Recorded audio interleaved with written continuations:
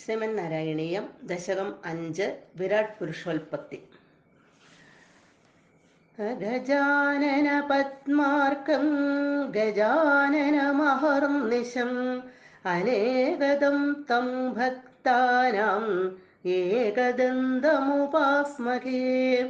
സരസ്വതി നമസ്തുഭ്യം വരദേ ജ്ഞാനരൂപിണി. വിദ്യാരംഭം കരിഷ്യാമി സിദ്ധിർഭവതു may സദാ. ഗുരുർബ്രഹ്മ ഗുരുർവിഷ്ണുർഗുരുർദേവോ മഹേശ്വര.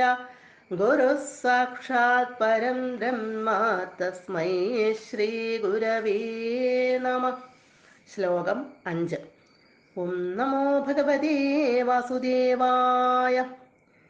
തത്രാസൗ ത്രിഗുണാത്മകോപി ച മഹാൻ സത്വപ്രധാന സ്വയം. ജീവേസ്മിൻ ഖലു നിർവികൽപമഹമിത്യുദ്ബോധ നിഷ്പാദകാം. ചക്രേസ്മിൻ സവികൽപബോധകമഹം തത്വം മഹാൻ ഖല്വസൗ. സമ്പുഷ്ടം ത്രിഗുണൈസ്തമോദി ബഹുലം വിഷ്ണോ ഭവത് പ്രേരണാത്. തത്ര അസൗ ച മഹാൻ, അതിൽ, അസൗ മായാകാര്യങ്ങളിൽ, അതിൽ എന്ന് പറഞ്ഞാൽ ഇവിടെ മായാകാര്യങ്ങളിൽ,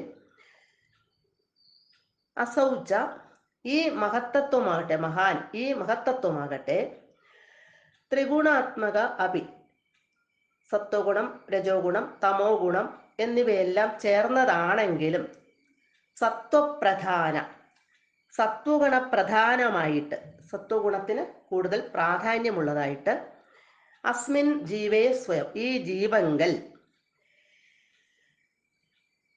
നിർവികൽപ്പം അഹം ഇതി അത് ഇത് എന്ന ഇവിടെ വികൽപ്പമില്ലാത്ത ഞാൻ എന്ന ഒരു തോന്നലിനെ, ഉദ്ബോധ നിഷ്പാദക ഖലു തോന്നലിനെ സ്വയമേ ഉളവാക്കുന്നു അത്രേ.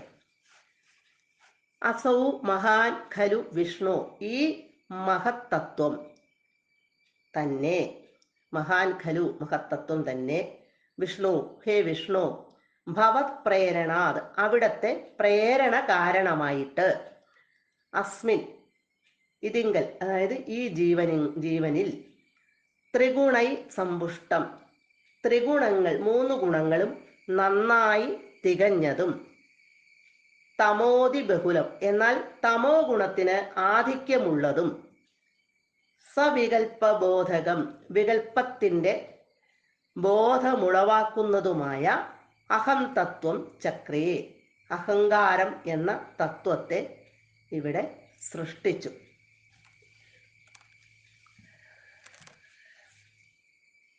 ഇവിടെ മഹത്തത്വം എന്ന ഒരു കാര്യം സൃഷ്ടിക്കപ്പെട്ടത്, ബുദ്ധിതത്വം, അതിനെ സൃഷ്ടിക്കപ്പെട്ടതിനെ കുറിച്ച് കഴിഞ്ഞ ശ്ലോകത്തിൽ നമ്മൾ കണ്ടു.